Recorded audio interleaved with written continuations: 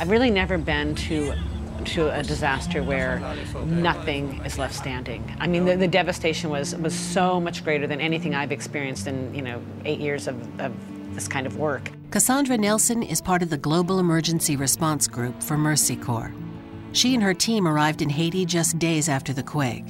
Their first challenge? U.S. Black Hawk helicopters dropped them off in separate locations.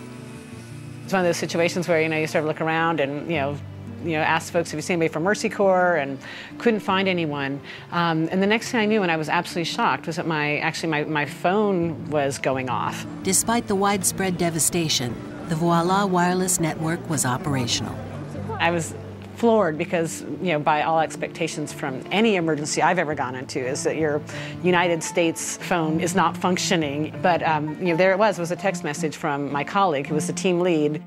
Like Mercy Corps, Daniel Kadar and the Israeli search and rescue teams had planned on using satellite phones for communication, but the working wireless network changed those plans. I realized that there was one operator who was operating, and that was Voilà. And I told him that we are doing a major relief effort and rescue operation. We needed a phone. In a matter of a few hours, I got a box with 12 cell phones. Kadar shared the phones with top commanders on the Israeli team. He also established an emergency hotline for people who were receiving texts and calls from people trapped in the rubble.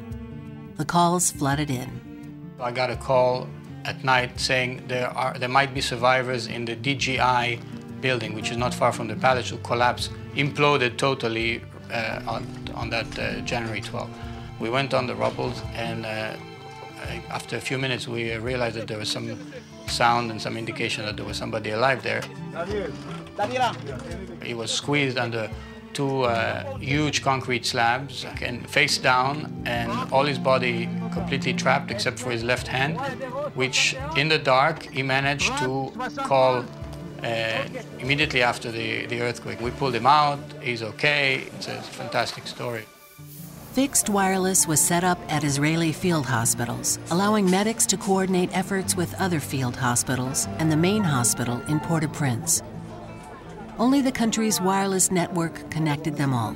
It allowed the people that we were working with, our drivers, our translators, as well as the beneficiaries we're trying to help, the heads of hospitals where we were trying to do distributions, were all able to call us directly and access us.